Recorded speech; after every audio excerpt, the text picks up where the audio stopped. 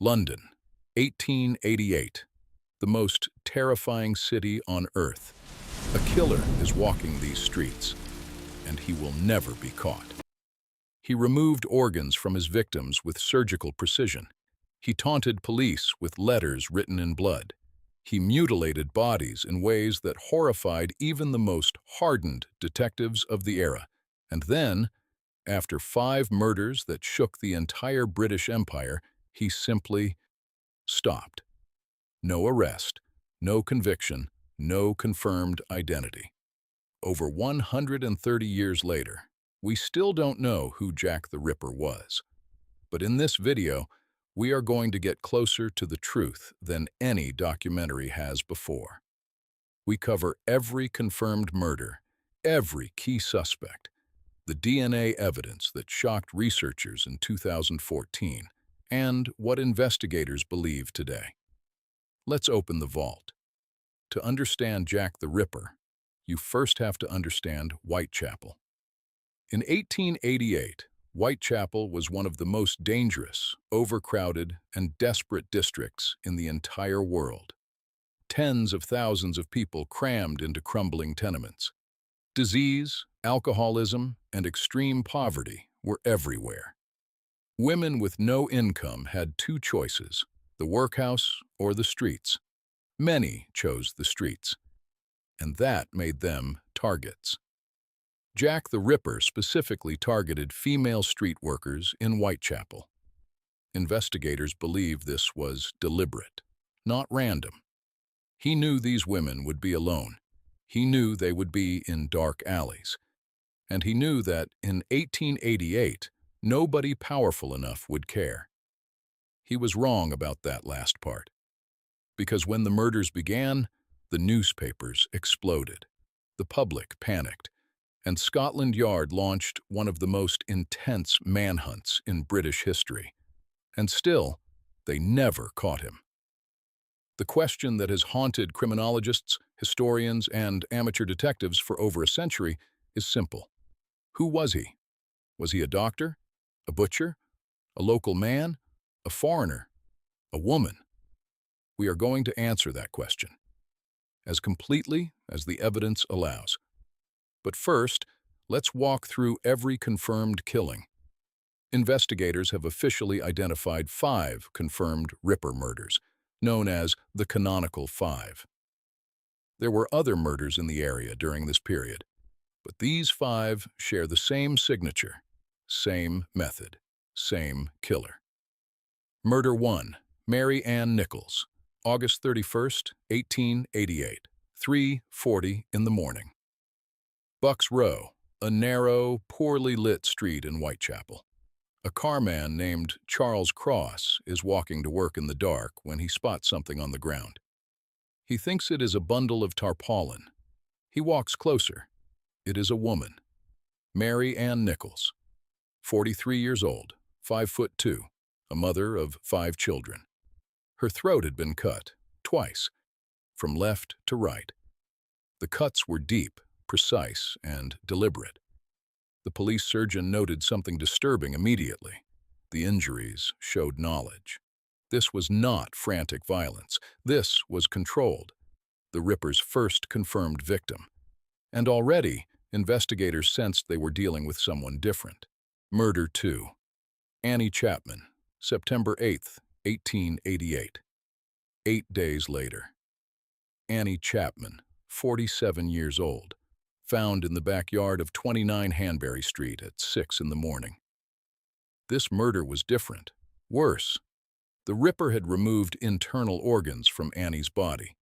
He had placed them deliberately, arranged beside her. Police surgeon Dr. George Bagster Phillips was so disturbed by the scene that he initially refused to describe it in open court. He said the details were not fit for public hearing. But here is what terrified investigators most.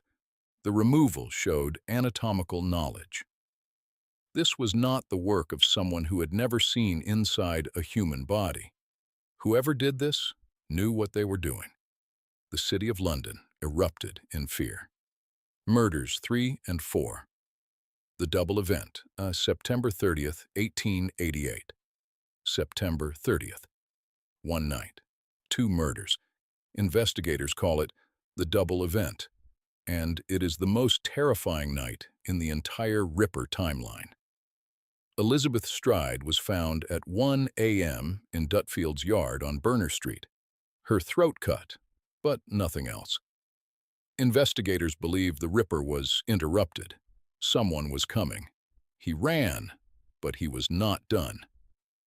45 minutes later, less than a mile away, Catherine Eddowes was found in Mitre Square. This time, the Ripper had time. The mutilation was severe. Part of her ear had been cut away. A piece of her apron was later found in a doorway nearby, with a chalk message written above it on the wall.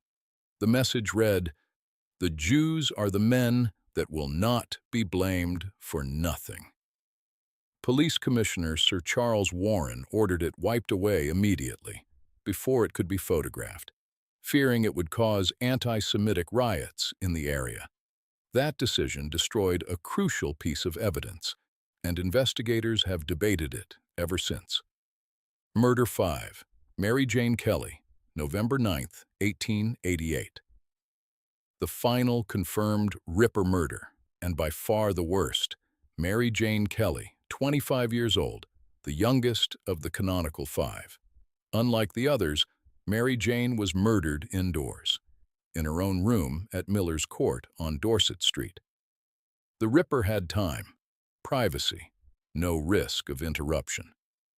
When police broke down the door at 10:45 in the morning, what they found was so horrific that the officers on the scene reportedly could not speak for several minutes. The murder had taken hours.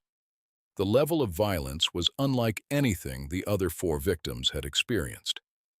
And then, after Mary Jane Kelly, the Ripper murders stopped. No more canonical murders. No more letters, no arrest, no body, no confession, just silence. He was gone, as mysteriously as he had appeared. Segment 4. The Ripper Letters, 2200 to 2800. During the murders, Scotland Yard received hundreds of letters claiming to be from the Ripper. Most were dismissed as hoaxes from thrill seekers, but 3 letters have been taken seriously by investigators. The first, the Dear Boss letter, was received on September 27, 1888. It was written in red ink. The writer mocked police and promised to clip the ears of the next victim and send them to the police. 2 days later, Catherine Eddowes' ear was indeed partially cut. This letter introduced the name Jack the Ripper for the first time. The second, the Saucy Jackie postcard, arrived on October 1st, the day after the double event. It appeared to have advanced knowledge of the double murder. But the most chilling, by far, was the third, the From Hell letter. It arrived in a small cardboard box. Inside the box was half of a preserved human kidney. The letter read, "I send you half the kidney I took from one woman. Preserved it for you, the other piece I fried and ate it. Was very nice." A physician examined the kidney and confirmed it had belonged to a woman between 45 and 55 years of age, consistent with Catherine Eddowes. The writer of the From Hell letter has never been identified. Segment 5. The Suspects, 28 minutes to 45 minutes. Over the past 130 years, more than 100 suspects have been named in the Ripper case. Most are pure speculation, but several rise above the rest based on actual evidence. Suspect 1. Aaron Kosminski. A Polish immigrant living in Whitechapel, a barber by trade. He was identified by a witness, one of the few people believed to have actually seen the Ripper with a victim. But the witness refused to formally testify, reportedly saying he would not swear the life of a fellow Jew away. Kosminski was eventually committed to a mental asylum in 1891, where he remained until his death in 1919. Several senior Scotland Yard officials named him privately as their top suspect, and in 2014, a bombshell. Researcher Russell Edwards published a book claiming to have identified the Ripper through DNA evidence taken from a shawl allegedly found at the scene of Catherine Edows's murder. The DNA supposedly matched a descendant of Aaron Kosminski. The scientific community was skeptical. The chain of custody for the shawl was questionable. The DNA methodology was disputed by forensic experts. A peer-reviewed study in 2019 identified an error in the analysis, but Kosminski remains the most scientifically tested suspect in history, and many investigators still consider him the most likely candidate. Suspect 2. Montague John Druitt. Montague John Druitt, a barrister and schoolteacher, educated at Oxford from a respectable family. He was found dead in the Thames on December 31, 1888, drowned, with stones in his pockets. His own family reportedly believed he was responsible for the murders. A senior Ripper investigator, Sir Melville Macnaghten, named Druitt as his top suspect in private notes, written in 1894. The timing is suspicious. The murders stopped, and Druitt died. But there is no physical evidence linking him to any crime scene. Some researchers believe his family committed him, not because of the murders, but because of personal mental health struggles. The Ripper connection may have been speculation, not fact. Suspect 3. Walter Sickert. Walter Sickert, a famous painter, friend of royalty, member of London's artistic elite. Crime novelist Patricia Cornwell became so obsessed with Sickert as a suspect that she spent over $6 million of her own money investigating him. She had his paintings analyzed for DNA. She published a book naming him as the Ripper. Her theory: Sickert was impotent due to a childhood surgery and harbored violent resentment. His paintings allegedly show imagery connected to the murders. Most Ripper scholars rejected her conclusions. DNA results were inconclusive. The artistic interpretations were considered a stretch, but the theory brought global attention back to the case. Suspect 4. Prince Albert Victor.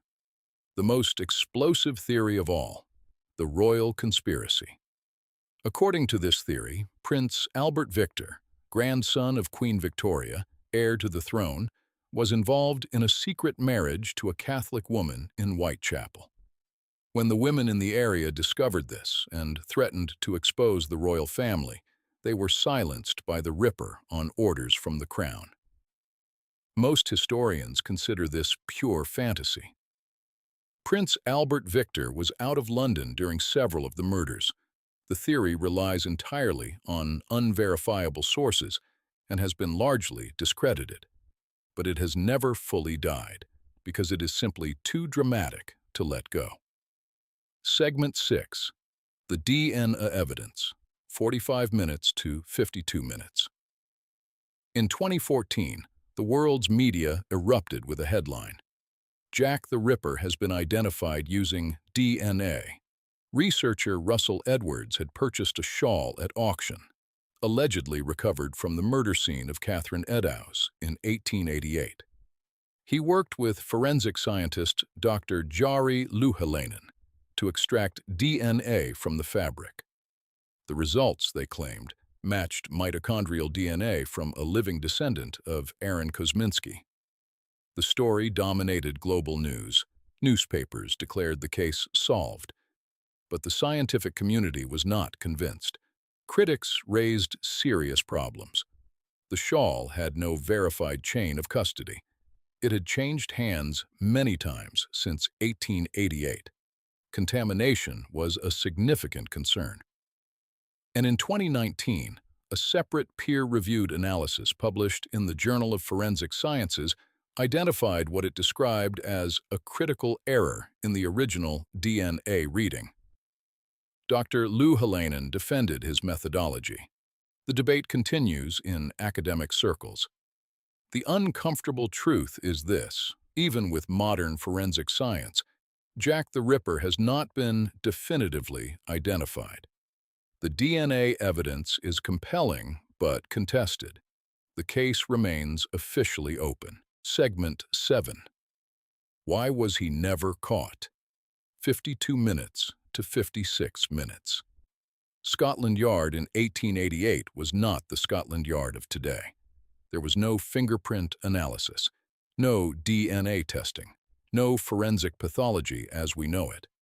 Police investigation relied on witnesses, informants, and physical surveillance. The Ripper killed in darkness, in back alleys, in a city where thousands of people moved through the streets at all hours. There were no cameras, no digital records, no way to track movement. And there was a second problem: class. The victims were poor women in one of London's most neglected districts. The resources assigned to catching the Ripper, while significant by 1888 standards, were limited by the social attitudes of the time. Some investigators believed the Ripper was a local, someone known in Whitechapel, who simply blended back into the community after each murder. Others believe he died, moved away, was institutionalized, or simply chose to stop. We do not know. And that uncertainty, after 130 years, is what makes this case uniquely haunting. Segment 8. Closing. 56 minutes to 60 minutes. 5 women. 5 murders. 1 killer who walked into the fog of Victorian London and never came back out. Was it Aaron Kosminski, the Polish immigrant whose DNA may have been found on a shawl 130 years later? Was it Montague Druitt, who drowned himself in the Thames weeks after the final murder? Was it someone we have never even considered? Someone whose name was never written in any police file? The honest answer is, we do not know. Jack the Ripper remains the most famous unsolved murder case in human history. Not because of the number of victims, not even because of the violence, but because he vanished completely. Into the fog, into history, into myth. If this video gave you chills, subscribe to Vault of Crimes. We open a new case every week, and drop a comment below. Who do you think Jack the Ripper was? The Vault is listening. Subscribe to my channel.